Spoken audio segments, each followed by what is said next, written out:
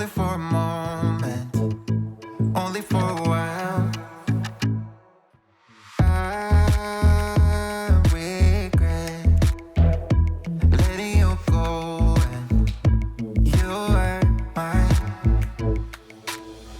I thought I'd be fine, but now my heart don't feel right, and this pain doesn't go away.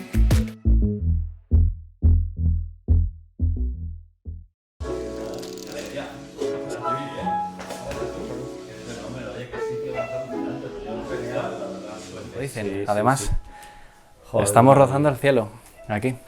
Ahí tenía el estudio José Puente, que era un dibujante taurino. Sí. De la ABC.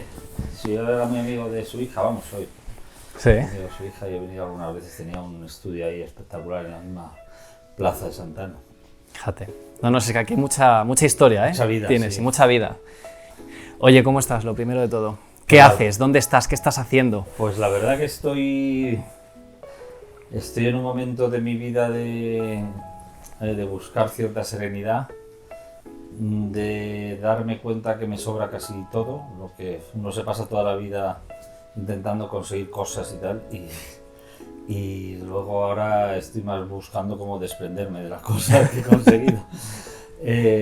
Una cierta edad, tengo 59 años. Bueno, no este se, año. se dice, Sí, dice, se ¿no? puede decir, no pasa nada. Sí, pues no, soy muy consciente del tiempo, soy muy consciente de que soy una persona con muchísima suerte, porque al final, pues con todos los avatares y todos los disgustos que también tiene la vida, pero no me puedo quejar demasiado, ¿no? Porque bueno, tengo 2 hijos ya criados, como se dice. Tengo 14 sobrinos. Qué bárbaro. Bueno, mi madre murió desgraciadamente el año pasado, pero después de una larga enfermedad, Alzheimer y tal, y que eso ha sido... Eso es muy duro. Ha sido Eso quizá es la muy cosa duro. más dura que hemos sufrido en la familia. Pero por lo demás, pues somos una familia, tengo 5 hermanos, están todos bien, algunos se han separado, que eso ha sido también un poco... Pero siguen una bien, ¿no? situación- Al margen de que pero estén bueno, una separados. cosa que no era esperable. Nosotros nos hemos educado en una familia bastante conservadora y nací en el barrio de Salamanca de Madrid, en la calle de La Gasca. Y bueno, y siempre una familia católica, practicante. Ahora ya sabes que hay católicos no practicantes. Ujú, que- sí. bueno. Y al final, pues bueno, pues estoy en un momento bueno porque creo que al final el resumen de la vida. De hecho, yo creo que ya estoy contento con la vida que he tenido. Yo, de hecho, definirte a ti, Antonio Montero, es de trotamundos. O sea, es que tú has estado sin parar.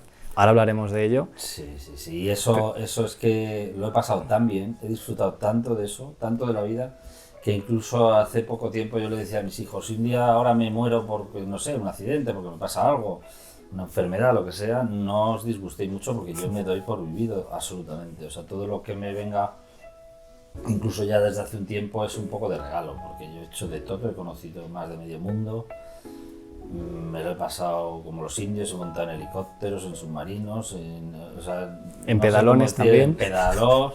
Quiero decir que he hecho de todo, he cazado, he pescado, he esquiado, he montado en moto, me han encantado las motos desde joven y he estado en Australia, he estado en Camboya, he estado, o sea, siempre detrás de los famosos, pero los famosos como saben a dónde van, pues yo no tenía ni que hacerme el plan de viaje, conseguir. Tú directamente, El claro. objetivo era no perderles, es Eso. lo único, mientras no les perdiera.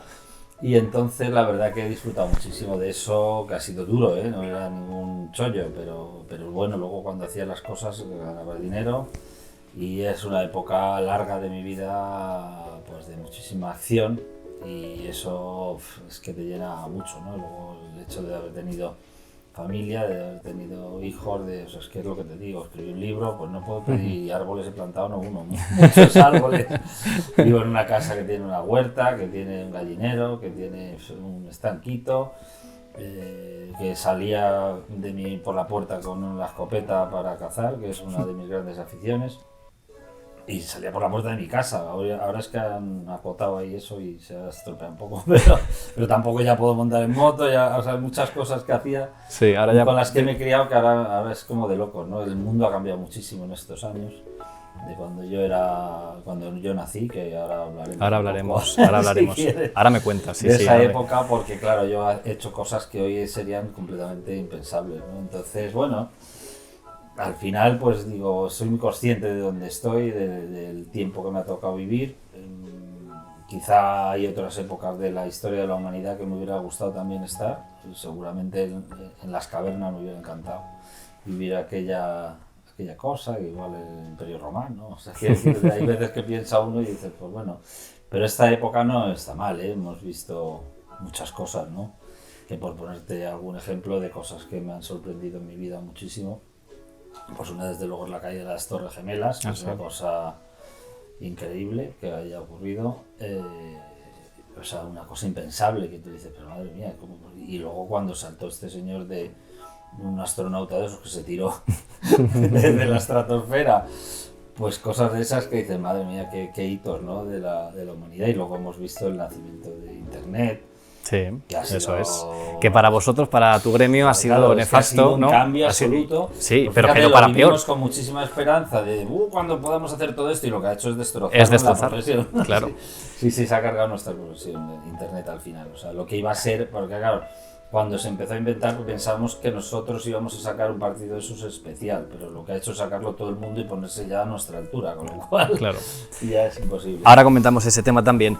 Quiero agradecerte, lo primero de todo, que estés aquí con el equipo, conmigo, con todos, que hayas aceptado la invitación, que para nosotros es un verdadero honor y un placer tu familia tenerte. Es una familia famosa, de leyenda de la taxidermia española. Yo incluso tengo de tu abuelo un faisán que le hizo para el rey, que me lo regaló. Bueno, el rey se lo regaló a una cocinera y esta señora, que ya es mayor, me lo regaló a mí hace unos años. Lo tengo en casa. Te lo regaló a ti. Me lo regaló a mí, o sea que yo tengo un faisán del rey disecado en su vitrina en mi casa, lo cual es un gran honor porque yo además he sido un gran seguidor del rey en todos los sentidos.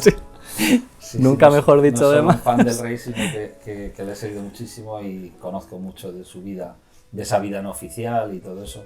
Y es importante, y entonces yo te agradezco también que tú me hayas invitado a esto, y porque bueno, yo sé que has tenido personajes muy célebres y yo no creo que esté a la altura esa, pero que te lo agradezco mucho, y luego me ha parecido espectacular cómo lo haces.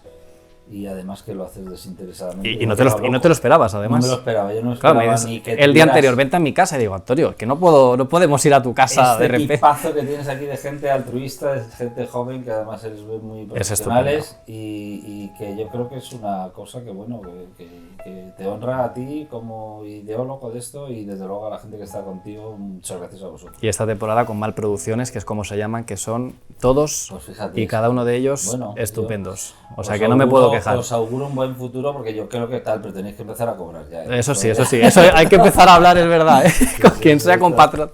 Claro que sí. Ya. Bueno, te comento, ¿vale? El programa consiste en hacer un recorrido por la vida profesional y familiar, profesional, incluso sí, familiar del invitado. Entonces, y siempre empezamos pues desde los inicios, ¿no? En este caso, ¿qué recuerdos tienes tú de tu infancia? Joder, pues yo nací, como te decía, en el barrio de Salamanca. En pleno meollo. Fíjate, en el año 63. Desde luego vivía, por supuesto, Franco, en la época esa de la dictadura, que a mí nunca me afectó demasiado, que hoy en día está tan denostada y se explica de una manera, con una serie de circunstancias que yo no viví, por lo menos con la dureza y con el extremismo que hoy pretenden explicarlo. Yo creo que vivíamos bastante tranquilos. Yo iba a un colegio público, toda mi vida he estado en colegios públicos, o sea que tampoco éramos, porque siendo el barrio de Salamanca no éramos una familia. El piso donde vivíamos era un piso alquilado, donde vivía con mis 5 hermanos. O sea, sois 5. Sí, ¿Y tú ocupas? Sí. Pues yo ocupo el segundo lugar. El segundo, y somos 4 chicos mayores y una niña.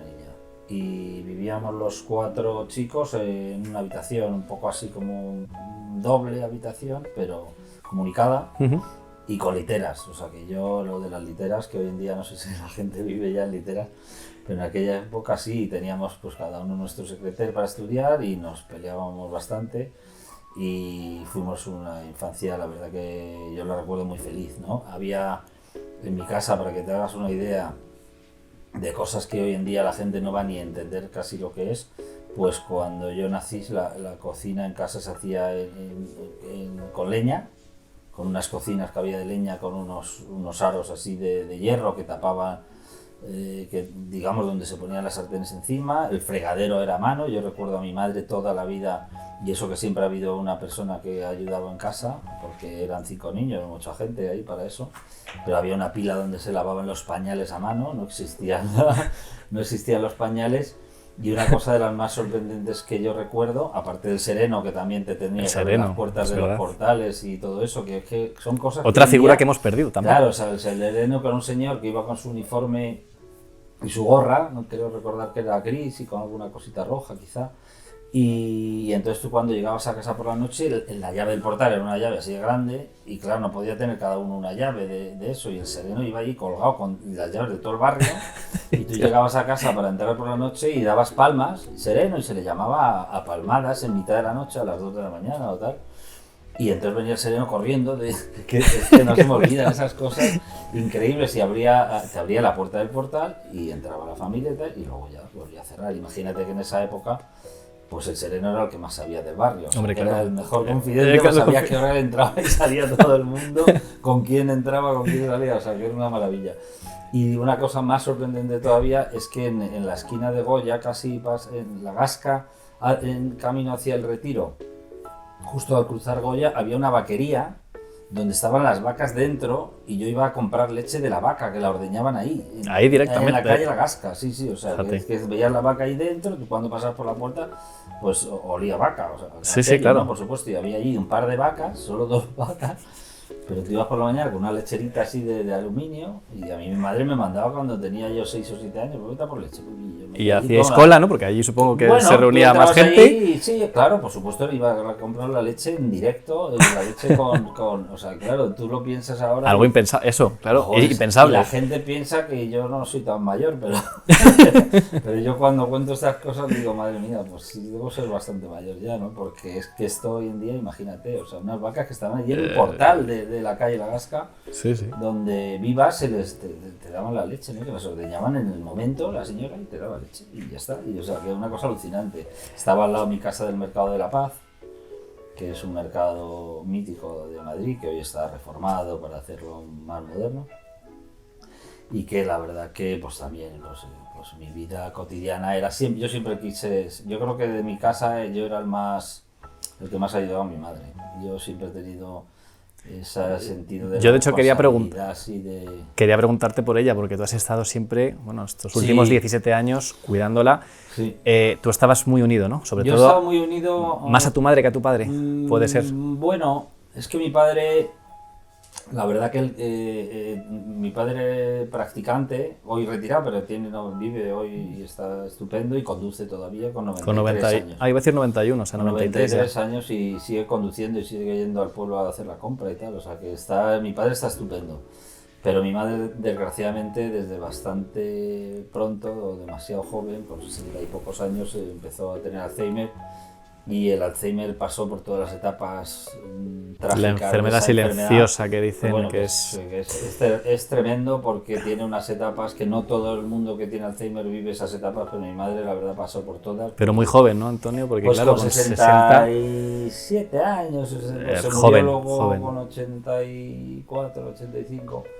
Y después de 17 años de eso, que fue terrorífico. Sí, porque la verdad que al principio el propio enfermo no sabe cómo, o sea, no se da cuenta, o se empieza a tener síntomas y sí, pero hay un tránsito ahí hasta que luego se enfada con la gente, la empieza ya a agresividad, perder la agresividad, que es una etapa súper desagradable, luego ya se pierde por la calle. Sí, pero empiezan por dejándose las luces encendidas, es que yo solo he vivido también, claro, lo estoy viviendo los además fuegos encendidos, con mi abuela, y empezó así, ella empezó... Tremendo, macho. Entonces, es duro, hace es falta duro. muchísimo cariño, muchísima comprensión, sí. Incluso en los momentos mucha paciencia, finales, donde está más perdida, sigue agradeciendo una caricia y sigue sonriendo, o sea que aunque los enfermos de Alzheimer parece que no se enteran de nada, del cariño y el amor sí se enteran. Sí se enteran, sí. Y yo creo que hay que acompañarlos hasta el final, absolutamente comprender todas sus sus situaciones, pero que es verdad que es una enfermedad terrible que yo, que soy bastante creyente, pues te cuesta trabajo entender a Dios en esas tesituras, ¿no? Porque dices, madre mía, pero ¿cómo es posible es muy que, duro, que sí, pase esto, ¿no? Entonces Ha sido duro. complicado. Yo lo de mi madre, la verdad que ya te digo que quizá en mi vida se haya sido la cosa más dura, ¿no? Que nos ha tocado vivir hasta ahora. Y luego, pues, Oye, nada, en el mi padre colegio... muy bien, mi padre cazador. Ah, sí. A ver, nos O apellidamos sea, que de ahí te Montero. viene... Mi padre es Montero. Claro. Mi padre es hijo de cazador, nieto de cazador. Nosotros, mis hermanos y yo, hemos salido todos los chicos cazadores todos. Los 4. Sí. ¿Tu hermana no? Mi hermana no. Mi hermana nada la caza no le dio por ahí, ¿no? Y de hecho mis hermanos, de los que eran, en realidad solo lo son actualmente el mayor y yo, que hemos estado muy unidos por la edad y por todo, y porque hemos compartido muchísimo el tema de la caza, pero sin embargo mis hermanos pequeños ya No tanto, se han ¿no? ido dejando. Todavía algún día les convencemos para que vengan con nosotros y a recordar aquellos tiempos donde fuimos tan felices.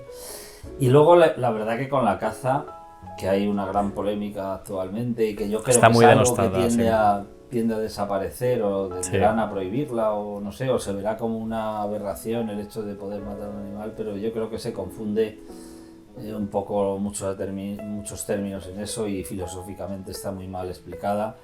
Y la caza no es matar animales, o sea, que cuando la gente entiende que es que, ¿cómo se te puede ocurrir divertirte? Que quizá lo que peor se puede explicar para un cazador es que tú disfrutes matando un animal. Eso Claro. es lo que, si tú entiendes que la caza es matar un animal y divertirte con eso, eso realmente... Pero las está redes muy mal sociales explicado. también han hecho Claro, bueno, y hay mucho movimientos malo. ahí. Por, Es que hoy en por día eso. la política y todo eso, yo creo que hay muchos intereses, demasiados intereses comerciales, políticos, Claro. y que en el fondo lo que consiguen es hacer lobbies que son votos, porque al final lo que yo creo que todos esos movimientos lo que tienden es a unificar votos para tener poder, o sea que al final hay mucha hipocresía, mucha falsedad, y yo creo que la caza, a ver, el hombre es cazador desde que es hombre.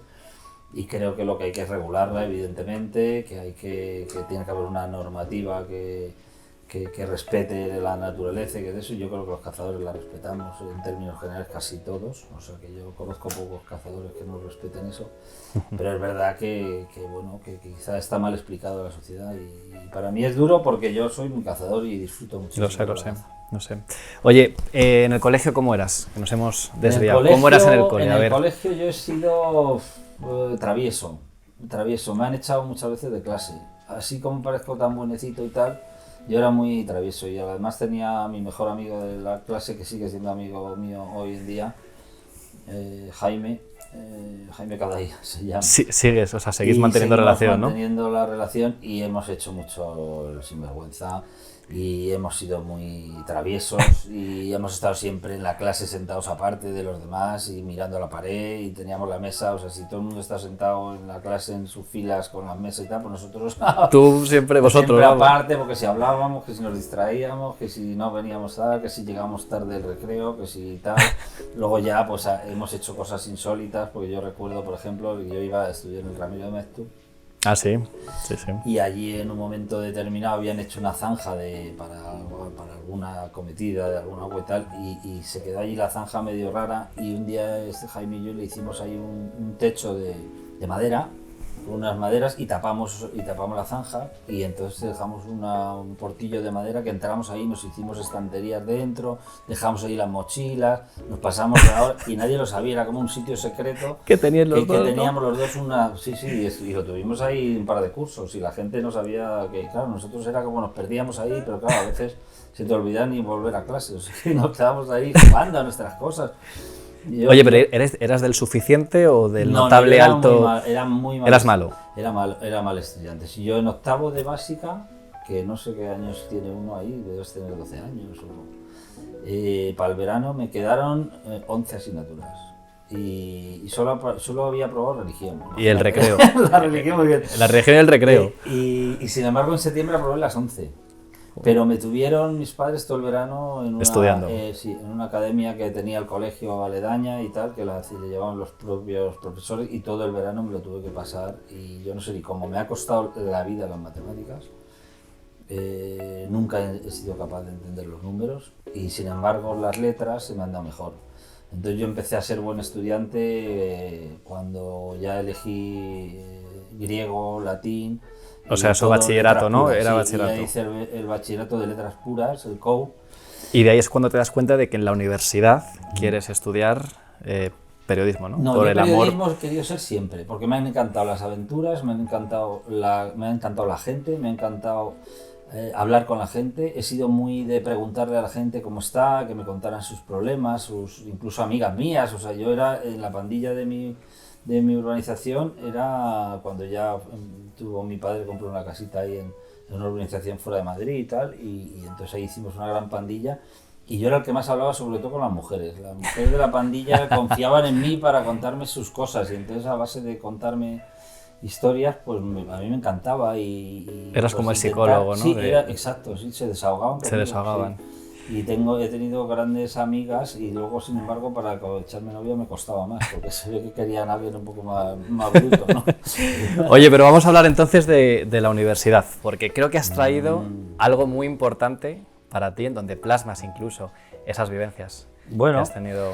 La ¿Qué es lo verdad- que has traído? La verdad que sí, mira, os he traído este libro, que la verdad la portada no me gusta mucho como que quedó. Mira que les di a elegir otras cosas, pero al final o sea, a las mí me gusta- editoriales funcionan un poco como... Lo que me tienes que explicar es por qué historias de una profesión maldita, o sea, Bueno, ¿por qué lo llamas? efectivamente, pues mira, Maldita. esto es un libro yo creo que muy entretenido, que cuenta, bueno, en el que narro algunos de los reportajes más famosos de mi vida, con algunas fotografías. Mira, la boda de Isabel Preisler, el Sí. primer bikini de Isabel Preisler.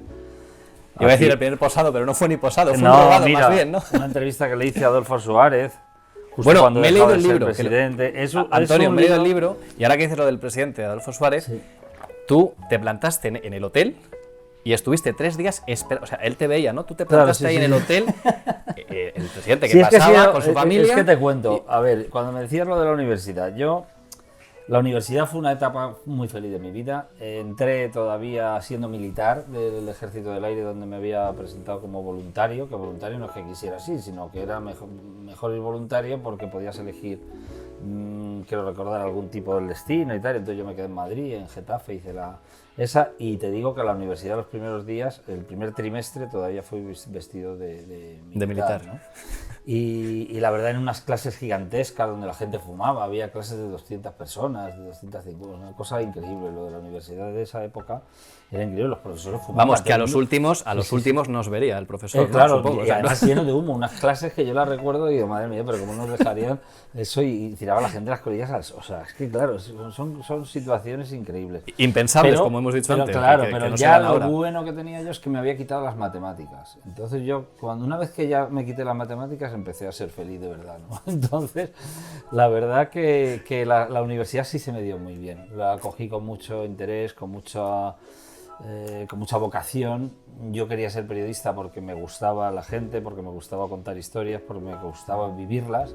En tu familia no había ningún Y en mi familia, periodista, ¿no? mi abuela, la madre de mi madre, pues es que es una historia larga de contar esa, pero la madre de mi madre había sido la primera paparazzi, yo creo, de España, porque ella hacía las crónicas de las bodas de la alta sociedad madrileña. Sí, y de hecho ella iba al Hotel Ritz, por ejemplo, en la época, que eso sí que era en la época de posguerra. Ella escribía para un periódico, una revista que se llama Luna y Sol, y yo creo que tenemos algún ejemplar todavía en casa de eso, y ella escribía esas crónicas con una marquesa. Ella acompañaba a esta marquesa y entonces ella escribía la cosa. La marquesa era la que le daba el acceso a todos estos eventos Sí. importantes de Madrid, y ella lo Y que ella hacía se era la presentaba. crónica, claro, y sí, Fíjate. ella se llamaba Sara Jiménez.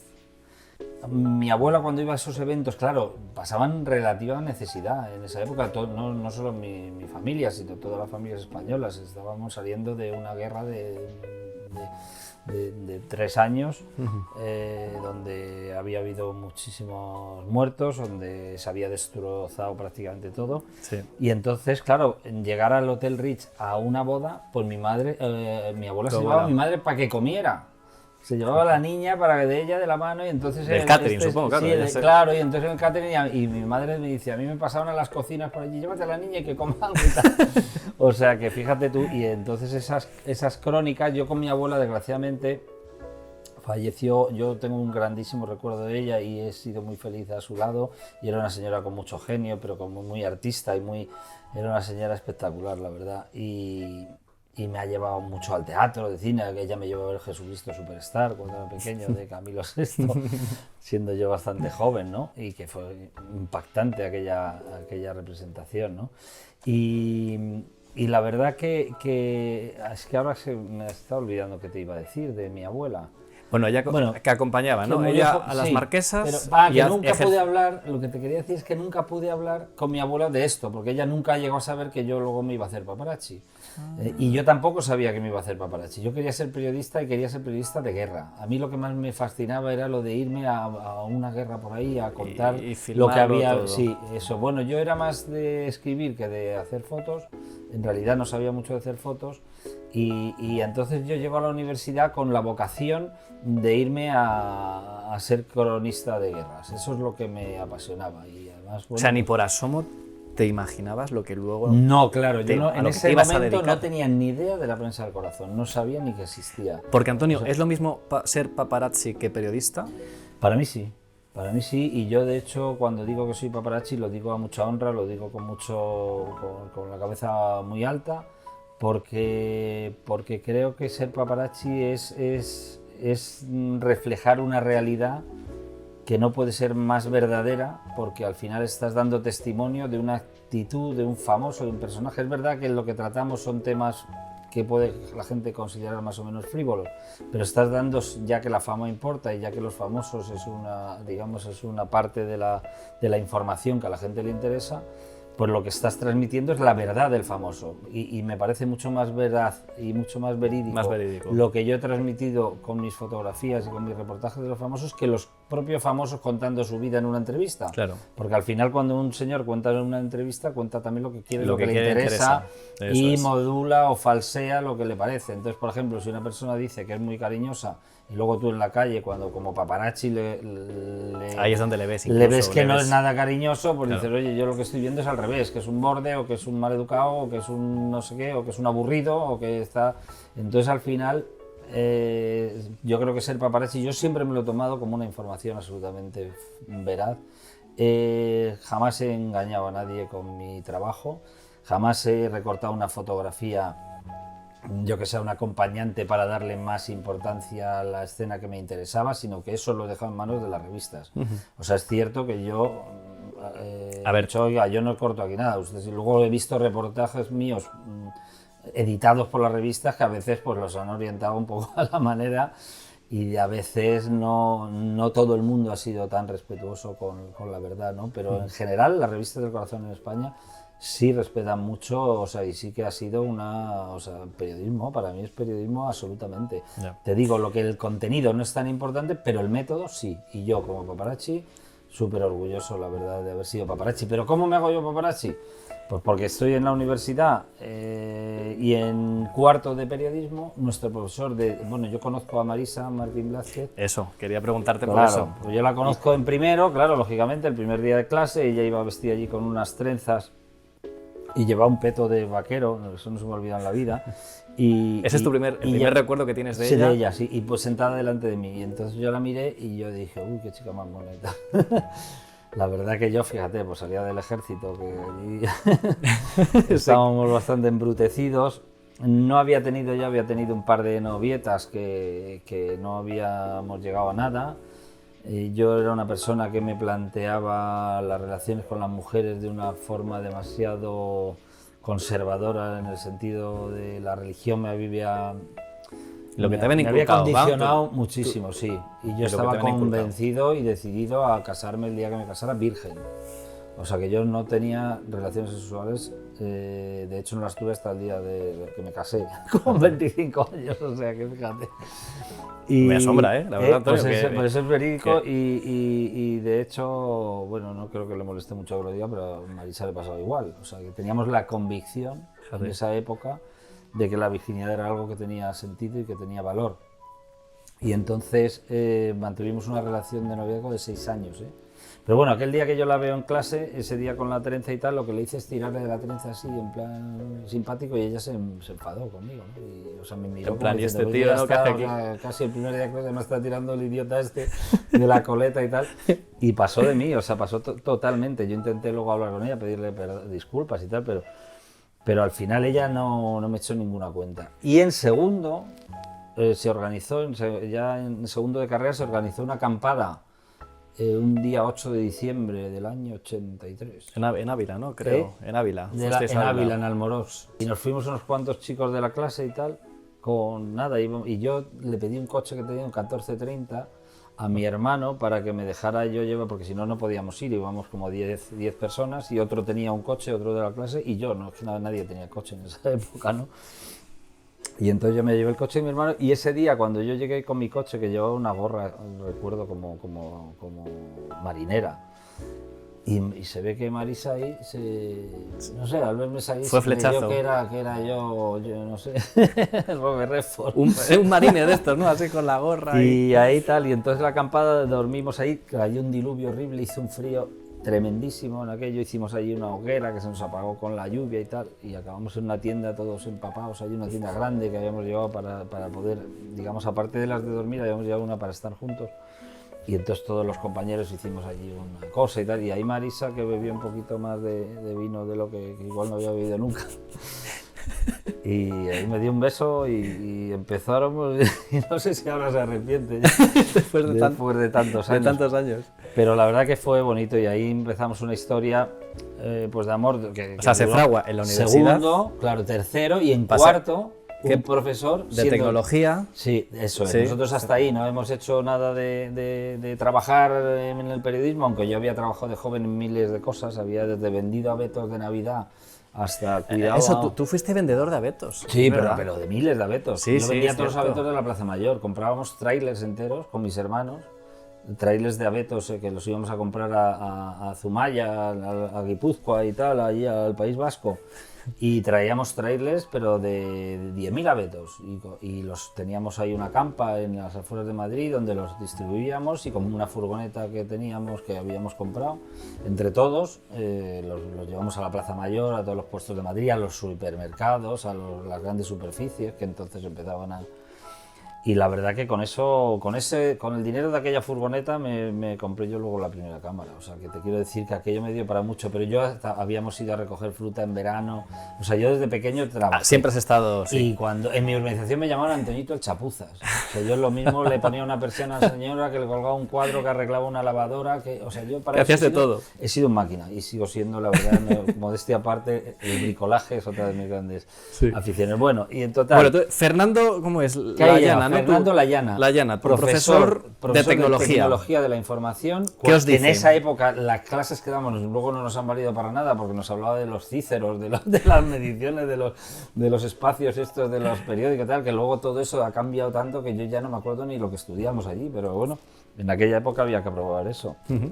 Y total que Fernando Layana nos dijo a toda la clase, que te digo que éramos muchísima gente de la clase, dijo: oye, hay una alumna mía que ha terminado el año pasado, y ha montado una agencia de prensa. Si alguno me ha dado un teléfono, si alguno os interesa ir, es una agencia de prensa y tal. Y yo pensé, bueno, a mí me da igual, yo quería trabajar, entonces yo dije, pues yo voy. Y la verdad que solo fuimos Marisa y yo a esa... De todos los toda que la erais, clase. solo dos. Después de decir eso, solo fuimos, estábamos en cuarto, claro. Yo creo que la gente tenía pocas ganas de trabajar entonces, no sé.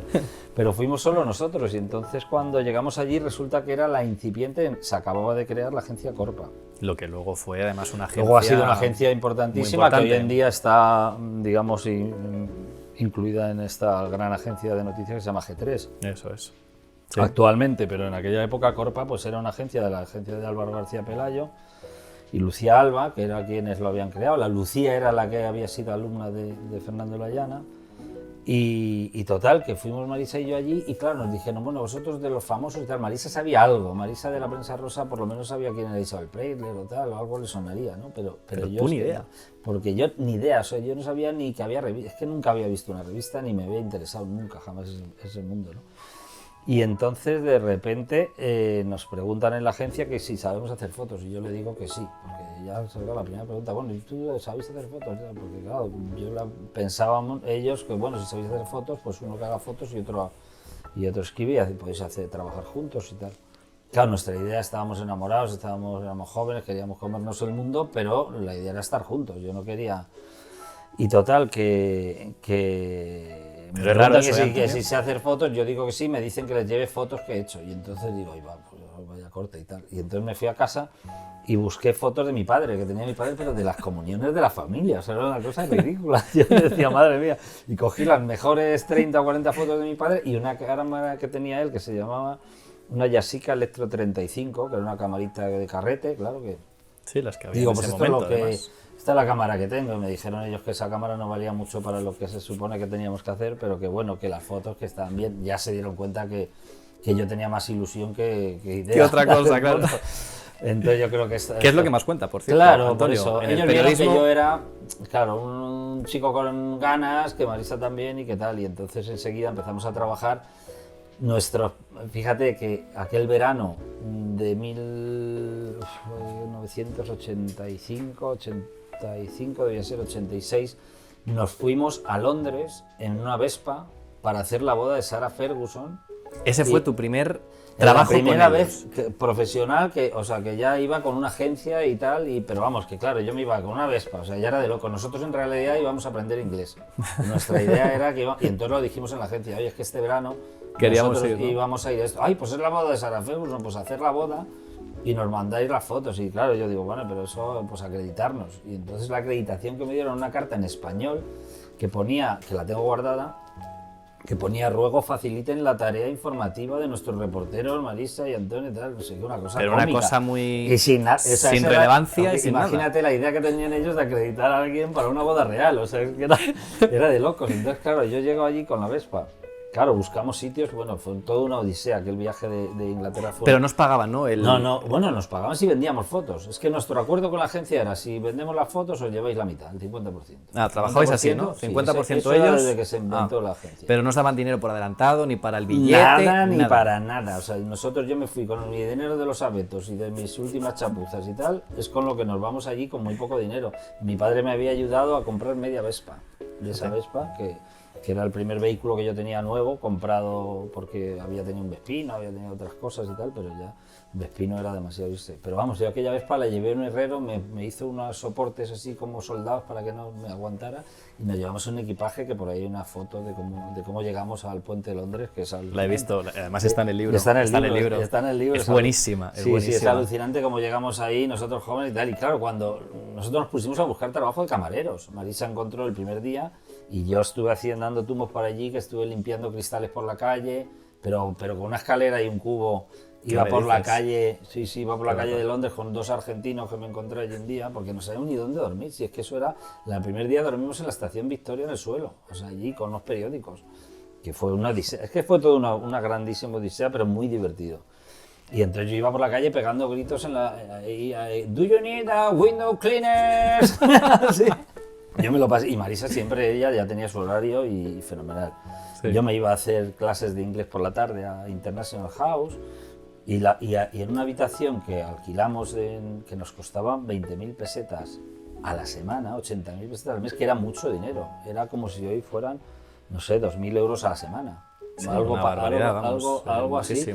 Y era para 3 personas. Entonces Marisa y yo encontramos a una chica que estaba allí, que era una chica navarra de Pamplona, y estaba con un amigo que no sé qué y tal, y al final nos metimos en donde podíamos estar 3, nos metimos 4, pero acabamos durmiendo 11 allí, en esa habitación, que era una habitación un poco más grande que esto donde estábamos, y muy, muy divertido. Entonces llegó el día de la boda, y yo, bueno, Marisa, que la boda ya estaban engalanando toda la ciudad, todo eso, pues hicimos ahí 4 fotos de los operarios haciendo las cosas y tal, pero nunca nos acreditamos. Y ya cuando llega el día de la boda, yo me cojo mi carta de la agencia en español, un papel así, y me pretendo yo meter en una tribuna de fotógrafos, todos los fotógrafos internacionales de todo el mundo, y yo diciéndole al policía: oiga, que yo, tengo aquí que mi papelito, que yo I'm journalist y tal. Y Qué entonces claro, me pegaron unos bofetos, me la tiraron la hoja 4 policías o 5 hasta que ya dije, esto no vale para nada, o sea, esto no es para que mandar esto porque con esto no voy a poder subirme a las tribunas. Y entonces dije, bueno, yo voy a hacer la boda como sea y tal, y entonces me instalé en la calle donde yo pude, pensé la manera de salir corriendo con mis carretes, compré 15 carretes. 15 carretes que valían dinero, unos carretes de que tenían Sí, que no era barato, vamos, fotos que cada eso... uno, que no era así, me costó dinero. Sí. Y de los 15 carretes hice 11 y salí corriendo con mi Vespa, llegué a un aeropuerto, le di los 11 carretes a un tío que le convencí para que los llevara a España. Te aseguro que son las primeras fotos que llegan a España de la boda de Sarah Ferguson, te lo garantizo, que nadie pudo llegar antes que yo. Porque en esa época los teletipos y tal, y eso todavía podía, pero claro, la gente estaba en las tribunas metidos, y yo no, yo me pude escapar de allí como quise.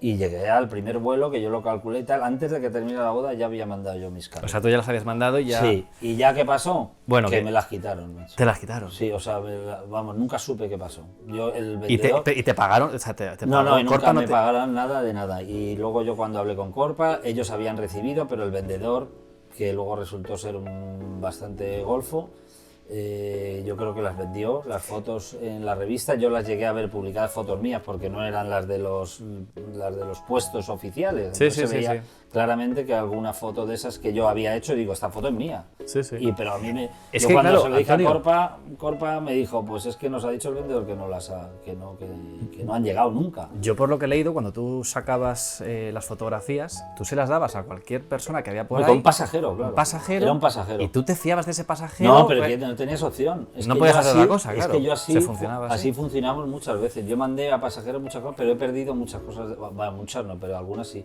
Ya. La última entrevista del padre del rey, de don Juan de Borbón, que le hicimos en Mallorca, Marisa y yo, dentro de su barco, que nos subió al barco y nos dio incluso de merendar así y tal. Y estuvo súper simpático y tal. Y las fotos que le hicimos dentro del barco se perdieron y nunca llegaron a la agencia. Pero en aquella ocasión yo creo que fue el vendedor que nos engañó o tal, pero bueno, tampoco... Pero así empezamos, o sea, un trabajo un poco de locos, el primer viaje fiasco y tal. Luego ya venimos en octubre, empezamos a hacer fotos por Madrid a famosos. Luego viene el episodio de Bertín, ¿no? Bueno, que ese fue pero tu segundo... no, pero claro, es que el segundo, el primer reportaje ya cuando venimos, que ya cobramos, es una carrera internacional de conejos que nos vamos a Zaragoza. Ay, sí, es verdad. Me voy con Marisa a un pueblo que se llamaba... Ay, no me acuerdo ahora. Y tú imagínate, unos conejos ahí con unos dorsales en medio de una plaza de un pueblo, los tíos con los porrones, no sé qué, pero es que por eso nos dan... Es que ¿quién lo como diría, si ¿no? hoy en día nos dan 1.000 euros. Sí, sí, pues claro. 500 para la agencia y 500 para nosotros, y nos dan de repente 500 euros por una carrera internacional de conejos. Yo decía, ¿pero esto qué es? Lo publicó la revista Pronto. ¿Fue portada o se publicó? No, fue portada, ¿no? Porque digo, ya me parece... La carrera no, pero fíjate que coña. me acuerdo que Lucía Alba nos decía, no, ir allí porque de repente hay alguna persona allí, algo... Pero qué cosa más surreal que nos mandaran una caneja a eso. Pero bueno, el caso es que Pronto lo compró las fotos porque le parecía una historia Curioso, sí. graciosa. Y total, de ahí empezamos a hacer fotos, nos fuimos a una feria de arte o de feriarte o de no sé qué, empezamos a hacer fotos a una señora que creíamos, bueno, que le hicimos 3 carretes y luego nos dijo, perdone, pero es que no sé por qué me hacen fotos, pero yo creo que me están confundiendo con alguien. Y efectivamente no era quien creíamos que era, o sea, no sabíamos... Porque vosotros tampoco, claro, tú Claro, por ejemplo, no sabías ni ni idea. quién era... A mí me dijo Marisa, esta es Cookie Fierro, me parece. Anda, Imagínate fíjate. Cookie Fierro. Cookie Fierro, madre Y yo mía. digo, madre mía, Cookie Fierro, una señora de rojo y tal. Sí, y cuando sí. le había hecho yo, que encima de hacer un carrete a Cookie Fierro era de loco, me iba a vender ni la foto, pero vamos, que el tío es que no era Cookie Fierro.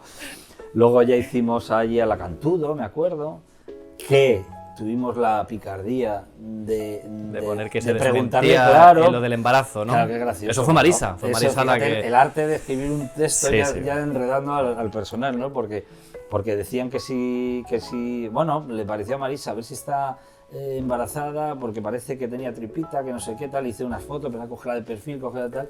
Sí. Y entonces luego cuando ya creemos eso, vamos y le preguntamos, oiga, ¿usted está embarazada? Y dice, no, y entonces el titular me acuerdo que fue, Cabeza Cantudo desmiente los rumores de Desmiente. embarazo. Eso estuvo muy bien, Que claro, nadie eso es- había hablado de rumores de nada. o sea, Claro, nosotros- pero que bien... Pero vendimos la foto. Pero ¿no? eso es, claro. Y ahí aprendimos que había que tener un poco de picardía. Y total que ya llega efectivamente el reportaje de Bertín, que fue una pasada, porque nos pusimos de guardia con la Vespa en un sitio de Madrid. Nos dijeron que él podía estar saliendo con una chica, él estaba terminando su relación con su mujer, que luego desgraciadamente falleció. Falleció, sí. Y bueno, en ese momento él me pilla cuando le hago las fotos ya por la noche, saliendo con esta mujer que sale de la mano de un local, escucha mi cámara, el flash no me dispara, pero él al ruido de la cámara se viene corriendo a por mí. La moto estaba escondida en una rampa de un garaje, en una calle muy estrechita. Y yo salgo corriendo, dejo a Marisa con la Vespa, él no se da cuenta que está ahí Marisa, menos mal. Y entonces sale corriendo detrás de mí como un eso, y yo corría como un conejo, porque por la noche. Y él me pegaba gritos que me parara, párate. Y yo digo que no me paro, que párate tú. Yo le decía, párate tú. Y yo pensaba que solo con el miedo que tenía de ver semejante a un tío tan grande, tipo ¿no? tan grande corriendo de mí, digo, como me coja me mata. Entonces yo le decía, párate tú. Y al final se paró y me dijo, ya de lejos me decía él, párate. Y yo digo, vale, me paro. Ya, y entonces a lo lejos, así pero a 50 o 60 metros de distancia, él me dice, a ver, vamos a negociar y tal. Y digo, a ver, ¿qué quieres negociar? Me dice, ¿qué prefieres? Que te llame a mis amigos que estaban ahí, estaban en un estudio de grabación, y que te rompemos las piernas, pero así. Y dice, o te vienes conmigo mañana a una cacería a Jerez. Y le dije, pues lo de la cacería va a ser lo de la cacería mejor. Entonces me citó en el aeropuerto, y ahí la agencia, otra picardía de la agencia, pues... Bueno, la picardía, no pasó nada, pero vaya, que yo que estaba haciendo eso con Marisa, Sí. pues ellos me mandaron con otra compañera de la agencia, en vez de mandarme con Marisa, pero bueno, que no pasa nada. Pero hicimos el reportaje, Bueno, y a partir de ahí se vendió como, verás, como 9.000 euros de hoy. Qué bárbaro. Y entonces yo con 22 años o 23, bueno... Pues, ya manejando esas cantidades, joder, te dieron ganas de seguir, ¿no? Madre mía, claro, ya con esto es que una que moto merecía la valía, pena las esperas claro, que has era hecho. 1,5 millones, la moto me había costado a mí 110.000 pesetas, me parece. Entonces imagínate, si mi moto me había costado 110.000 y por un reportaje me dan 1,5 millones, Ya, era un montón de dinero. Entonces yo dije, joder, pues esto va a ser esto, nos vamos a dedicar. Ya con eso compramos una cámara, mejor.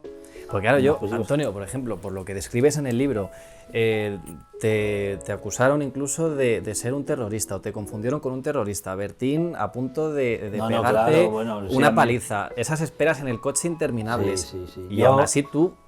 Yo siempre, porque yo, Querías- mira, yo tenía mi vocación de esto. Luego también es verdad que me ha gustado siempre, bueno, que ganar dinero era una parte del interés que tenía esto. O sea, que no puedo negar que... Pero no es fácil, ¿no? y no era nada fácil. No era nada fácil, eran horas y horas. Yo llegaba a tener que hacer pis en un bote en el coche para no dejar, porque es que basta que te movías de una guardia. O sea, aprendías mucho de la psicología humana, ¿no? De estar observando siempre a gente. Entonces, claro, enseguida me enfrenté a algunas situaciones desagradables en las que me di cuenta que tenía que esconderme. O sea, que aprender a esconderme era una cosa fundamental. Porque me molestaba mucho ser molesto para las personas. Yo no quería molestar a la gente. Yo lo que quería es hacerles fotos. O sea, Claro. y si podían ser fotos buenas y si podían ser de temas interesantes y ganar dinero y que los publicaron las mejores revistas españolas, las que mejor pagaban, mejor. O sea, que mi objetivo era ganar el máximo cantidad de dinero con el reportaje mejor hecho posible y más exclusivo posible. Y entonces yo no era un periodista de batalla, de actos oficiales, de que me dieran un sueldo en un periódico. Yo eso no estoy hecho Tú te para querías eso. Yo no buscar tengo la un jefe vida. en mi vida. Sí, por eso. Es que no lo he tenido hasta el día de hoy, ni he tenido un contrato fijo en mi vida con ningún medio, ni he trabajado para nadie. Me los han ofrecido a lo largo de los años y nunca he querido. Siempre al final me he sentido libre para hacer, que es una de las grandes cosas de mi vida, es decir, que no le debo nada a nadie, todo lo que he ganado ha sido gracias a mis reportajes. Si me han salido mal, me han costado a mí el dinero, y si me han salido bien, pues he ganado dinero. Porque a ti, entre un plato o la calle, tú No, estás me más gusta cómodo. mucho más la calle. Más sí. la calle. Me gusta Por mucho ejemplo, más que un plato de televisión. Un plato sí. no, ahora que estás en Telecinco. Claro, por ejemplo, ahora estoy en Telecinco, ¿cómo te ves? es que eso es un poco accidental. Yo es lo que te digo, yo en la época, o sea, si yo miro para atrás, la época que recuerdo yo siempre con felicidad y con joder, pues con adrenalina y con todo eso es la calle. Es que no tiene, para mí eso no tiene comparación. A mí el tema de la televisión es una cosa accidental en mi vida. Me gusta la televisión, pero no me siento ni muy valorado, ni muy reconocido, ni seguramente yo tampoco considero que soy ningún monstruo, por lo que se ve, ¿no? Porque hay gente por ahí que tiene mucha asistencia, una asistencia muy permanente, y yo pues ya ves que voy esporádicamente, o, bueno, no me siento muy considerado sinceramente en el mundo de la televisión y me da rabia porque es un tema que no depende de mí. O sea, es lo que te digo, yo las fotos, yo me iba solo con mi foto, con mi cámara, con mi compañero, que siempre he ido con alguien y he preferido repartir el dinero pero no estar solo. O sea, y he dado mucho trabajo a mucha gente y además reportajes muy buenos, donde nos íbamos un fin de semana y vendíamos 30.000 euros. Le daba 15.000 al que venía conmigo y encantado la vida. Y yo lo vendía, yo lo escribía, yo tenía la información y yo le pagaba el billete, porque encima muchas veces eran fotógrafos que a lo mejor no tenían ni para costearse su propia tal, ¿no? Pero yo en ese terreno he sido generoso, pero también porque me interesaba cenar con alguien. Cuando terminas a las 12 de la noche de una guardia de la pera y ya has hecho por fin las fotos que querías y ya sabes qué tal, pues ese rato no estás solo ahí o sea, esa soledad que hablan los artistas y tal, pues yo siempre me ha encantado compartir eso con alguien y la verdad que es lo que mejor recuerdo. Hoy sí recuerdo cosas de los reportajes, es siempre con qué compañero lo hice, lo que nos reímos en tal situación. Incluso con algunos compartes ahora plato, con algunos de esos compañeros. No, porque no. Estos paparazzis con los que yo he trabajado son muy discretos y ha sido gente que nunca siempre ha rehusado o sea, yo no, de todos los paparazzis con los que he trabajado no. Han ido alguna vez, alguno de ellos una vez en la vida a una tele, pero no, porque nunca han querido que se les conozca la cara. Yo, para mí, que se me conociera mi cara también fue un poco catastrófico en mi carrera, porque al final si te conocen también cuando entras en un sitio. Lo que pasa es que yo al final he visto que a veces me avisan a mí de que está el famoso y otras veces le avisan al famoso de que estoy yo. Entonces el ten con ten, al final la tele para mí ha sido un complemento. En tiempos difíciles, ahora mismo que se está acabando la profesión, pues reconozco que la televisión me sigue dando pues de comer. Entonces no puedo, a ver, que a mí la televisión me gusta, pero me gustaría ser mejor en la televisión, ser más... pero estás cómodo, ¿no? Ahora mismo estás donde estás ahora mismo, al margen de cosas que has tenido y que has Sí, yo en la tele sí, la verdad que estoy encantado, es lo que te digo, me duele porque yo tengo una autoestima regular, no soy un tío que me creo nada, es verdad que a veces la gente, joder, que tú te crees que tal y te crees que hablas eso y que siempre tú tienes razón y tal, no es verdad, nunca he creído que tenga razón en nada o en casi nada y entonces me cuesta trabajo un poco la televisión en el sentido de que como no me creo muy guay, pues no estoy muy... Pero bueno, si te llaman es por algo, ¿no? Porque tú has aportado mucho. Pues sí, hombre, supongo, claro. Has hecho muchas cosas. En la época que trabajé en Donde Estás Corazón... Muchas exclusivas, eso es. Con Antena 3, pues fueron un montón de años, 8 años estuvimos ahí y tal, y ahí yo me estaba mejor valorado, yo creo, y mejor aprovechado, digamos. Mejor que ahora mismo, pues yo veo que hay muchos compañeros míos que, porque también son otros tiempos donde interesarán otros temas. Yo soy un tío más bien conservador, en un programa de tal, heterosexual, cazador, no sé qué. Yo, para encajar en ese programa es complicado. Y es que a veces yo me lo he preguntado, digo, es verdad que Antonio ahí quizás... Es complicado porque la gente no pegas, ¿no? Me da rabia. Sí, bueno, me lo dice mucha gente que no pego. Yo en las redes es una de las cosas que más me dicen. ¿Qué hago en ese programa y tal? Digo, pues en ese programa, a mí ese programa me parece también un prodigio del ingenio, ¿no? Y un programa que le ha dado muchísimas horas de entretenimiento a gente que lo necesitaba mucho. Y que a mí también me escriben señoras que diciéndome, no, por favor no lo dejéis ese programa nunca, porque ¿qué hago yo todas esas horas? O sea, pero le dais muchas vueltas a temas que se podían terminar en 2 días. Bueno, por eso aprender, encajar emocionalmente dónde estás, aceptar las reglas de eso. Ya. Someterte a la disciplina que requiere tal, no salirte de la raya, que ellos, pues todo eso es parte de lo que a mí me cuesta un poco, ¿no? Porque a mí me encantaría poder, pues bueno, que ser admitido ahí como lo que soy y como lo que pienso, pero a veces es verdad que hay ciertas cosas que tocan unas líneas rojas que te cuesta trabajo, porque aquí a mí me sabe fatal, por ejemplo, que me tachen a mí de machista, porque yo no soy machista en mi vida. No creo que tenga más respeto por la mujer en nadie, podrán tener lo mismo que yo, pero más que yo te lo aseguro que no, porque es que la mujer me parece la cosa más importante de la tierra, o sea, es que no creo que haya nada más importante que una mujer. Y yo soy absolutamente 100% respetuoso con eso. Tú, por ejemplo, Antonio, ¿qué imagen crees que tiene la gente de ti? Pues yo creo que eso, pues un poco carca, un poco serio, un poco... un poco, no sé, y que no lo soy. Yo no soy un poco machista, un poco facha, un poco nazi, y oiga, que yo no soy nazi, que yo no soy facha, que soy de derechas porque confío mucho más en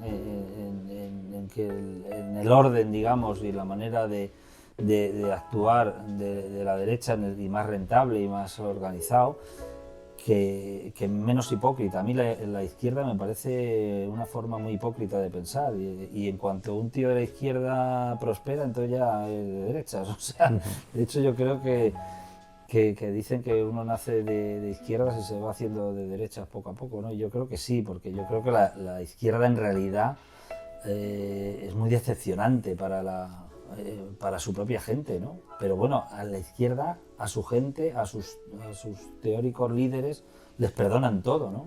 Y yo, por ejemplo, a la derecha no le perdono nada. O sea, yo he dejado de votar a la derecha porque me han decepcionado. Todos yo creo que lo han hecho porque mal, la verdad. Y yo se les pido factura por eso, y les exijo explicaciones, y no me vale que no me lo expliquen bien, porque ya no les voto, ¿me entiendes? Ya. Pero la izquierda sí sigue votando a los que les engañan, a los que les roban, y les da igual, y les roban millones, y ahora están hablando de que si el rey, oiga, que el rey no ha robado ni la quinta parte de lo que han robado en el PSOE en Andalucía. Y aquí siguen votando al PSOE como si no existiera, o sea, como si ese problema es menor, ¿me entiendes? Entonces, es una hipocresía, o sea, que cuando le piden cuentas a unos y a otros, no, eso es lo que yo, y en ese sentido soy de derecha, pero no soy facha, y acepto que haya gente de izquierda, cada uno que vote a quien quiera, que haga lo que le dé la gana. Mi problema con Jorge Javier Vázquez viene precisamente porque él dice públicamente en el programa que va a votar a Carmena en unas elecciones, y que eran a los pocos días o al día siguiente, y él está hablando ahí de... Pues yo voy a votar a Carmena, porque Carmena, y hace su discurso de la defensa de lo que suponía, de la evolución y de la prosperidad que Carmena iba a traer. Y entonces a mí me pregunta él, ¿y tú a quién vas a votar, Montero? Y yo, en ese momento, digo, sí, pues yo voy a votar a Vox. Y entonces, ostras, ¿de verdad? Y me dice, ¿de verdad vas a votar a Vox? Y digo, no sé, pues hay algún problema. Y ya hay saltos, y Entonces, eso lo vimos todos. Tú imagínate, claro, entonces yo estoy acostumbrado a ser tolerante con todo el mundo. A mí me parece genial que él vote a Carmena, o que precisamente para eso es la democracia. Pero ¿qué problema hay que yo vote a Vox? ¿Y qué pasa? Que es que él, entonces, como yo tampoco no sigo mucho la política, sinceramente. Pero yo creo que lo mejor es no hablar de política, creo, ¿no? Pues yo creo que al final es mucho mejor. En la tele, sobre todo, cuando no puedes profundizar en las cosas, cuando no puedes eso. Pero yo fíjate que a raíz de aquello, que yo la verdad, sinceramente, no me sabía mucho de los programas de Vox, pero yo me leí los 100 puntos de Vox, que tienen como un programa así como de intenciones de Vox y tal, y a mí me pareció...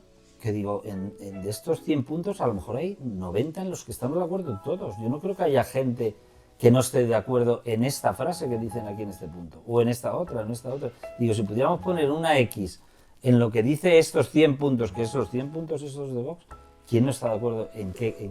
¿Y por qué no ponemos de acuerdo en lo que estemos de acuerdo de Vox, en lo que estemos de acuerdo de los otros? ¿Y por qué no hacemos algo? Pues porque a la ideología, a los partidos les interesa lo que sacan, lo que se llevan, las subvenciones, los rollos, tal, y se llevan todo, ¿no? Y al final nos engañan a todos estamos haciendo el primo y les servimos para pelearnos entre... Exacto. Por eso yo soy de los que piensan que mejor de política ni hablar, ni mencionar a ningún partido, nada facha. Porque ni te dan de comer ni nada. Yo quiero eso, lo que quieren y ya está. Yo que quiero que la gente sea feliz. Yo sabes por qué rezo, yo que soy muy de rezar, y rezo constantemente. Sí.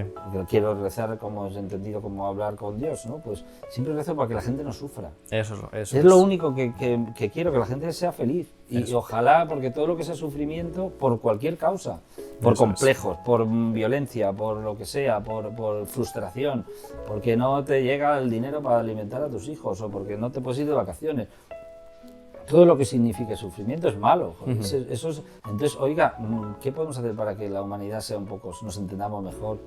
Pues todo lo que sea dividir y tal, es que lo odio, es que lo detesto. Claro. Y en este programa es verdad que se generan unas divisiones ahí que son, que dices, oye, es que si vamos a hablar de esto, entonces vamos a hablar en serio. Entonces paren un momento y vamos a ver tus argumentos y los míos y lo hablamos. Y si no, es mejor, como tú dices, no hablar. Claro. No entremos en eso, porque al final es que estamos etiquetando aquí a la gente constantemente. Exacto. Y es muy tremendo. Oye, Antonio, que ha sido un verdadero placer hablar contigo. Que sí, bueno... ¿Has estado cómodo? ¿Has estado a gusto? Yo siempre estoy súper... Lo que pasa es que me enrollo demasiado. Sí. A ver, es que tampoco hay mucho tiempo, es verdad claro. que es lo malo, ¿no? de esto. Pero bueno, yo siempre acabo... Sí. Bueno, lo hemos pasado bien, que es lo importante. Sí. Siempre termino con una pregunta que me gustaría que contestaras desde el corazón. A ver si me la sé. A ver si te la sabes, a ver. Me voy a portar bien, ¿eh? Y es cómo te gustaría ser recordado. Pues me gustaría ser recordado como una persona tolerante y sobre todo como una persona buena. Y es verdad que admiro muchísimo a la gente que ha pasado por la vida dejando huella y yo soy muy consciente de que yo no la voy a dejar. O sea, que quiero decir quiero decir los grandes inventores, la grande gente que ha hecho cosas por la humanidad de verdad, ¿no? que ha descubierto cosas o desde cualquier punto de vista que han servido para que la humanidad evolucione y yo no, yo soy un soldadito, una hormiguita que estoy ahí en mi mundo, pero por lo menos no fastidiar a los demás y sí. Y que ha dejado su huella en este libro maravilloso, ¿verdad? Bueno, en este que libro de recomendamos, aventuras, ¿no? es un libro de aventuras. Que se lo lean, porque merece la Paparazzi pena. Confidencial, sí, merece la pena porque Historias creo de que es una- muy entretenido. Exactamente, entonces... De hecho, me planteo reeditarlo algún día un poco con otra foto de portada porque esta foto no me gusta. O sea, que habrá segunda edición, entonces. Y igual de este- sí, lo he pensado muchas veces, porque tengo guardados todos los reportajes que he hecho y escritas muchas de las aventuras. Y sí que me planteo hacer algo con esto, porque yo creo que esto Yo creo que merece esto la está pena. desapareciendo. El trabajo del paparazzi es una profesión que dentro de unos años casi no se sabrá ni lo que era. Y que dejar este testimonio está bien, porque la gente verá lo divertido que era ser paparazzi. Bueno, pues entonces animamos, ¿no? A los que nos vean que compren Sí, este sí, libro. Aquí. Antonio, Muchísimas gracias, Carlos. Un placer. Y Gracias a saluda ti. tu familia.